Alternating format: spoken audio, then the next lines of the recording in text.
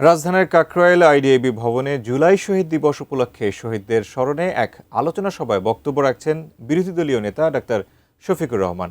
আমরা সরাসরি চলে যাচ্ছি সেখানে।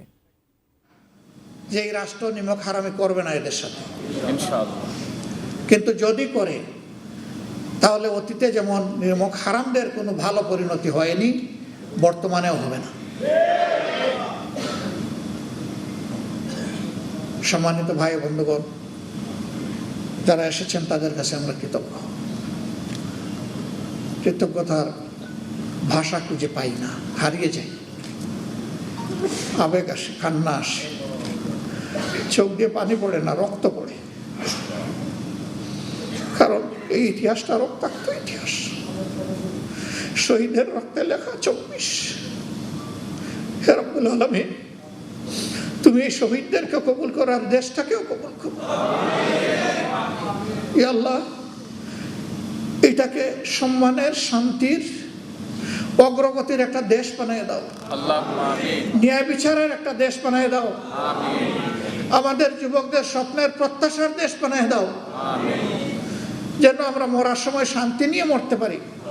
যে আমাদের জেনারেশনের হাতে, পরবর্তী জেনারেশনের হাতে একটা বাসযোগ্য সম্মানের দেশ আমরা তুলে দিতে পারলাম। আমাদের জন্য দোয়া করবেন। আমরা ইনশাআল্লাহ জীবন থাকতে কোনো অন্যায়ের কাছে মাথা নত করব না। সে যত বড় শক্তি হোক, কোনো ভয়টা দেখাই আমাদের কোনো লাভ নাই ভাই। আমরা ওই সমস্ত ভয়কে পাত্তা দিই না। বাংলাদেশ ভয়কে জয় করেই 2026 সালে এসে উপনীত হয়েছে। আমরা দাবি করছি, জুলাই সনদে লেখা আছে শহীদদের এবং আহত যোদ্ধাদের নামে বাংলাদেশের বিভিন্ন সড়ক এবং স্থাপনার নামকরণ করা হোক। যত তাড়াতাড়ি এটা করা হবে, আমরা ধরে নিব সরকার তত বেশি তাদের প্রতি শ্রদ্ধাশীল।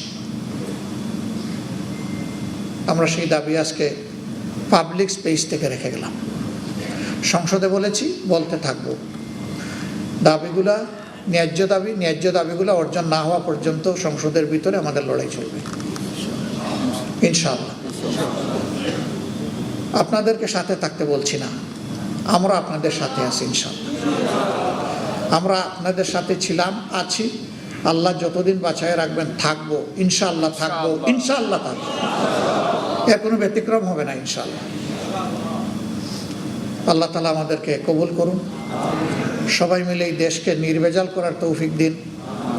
সবাই মিলে আমাদের আকাঙ্ক্ষার বাংলাদেশ গড়ে তোলার তৌফিক দান করুন।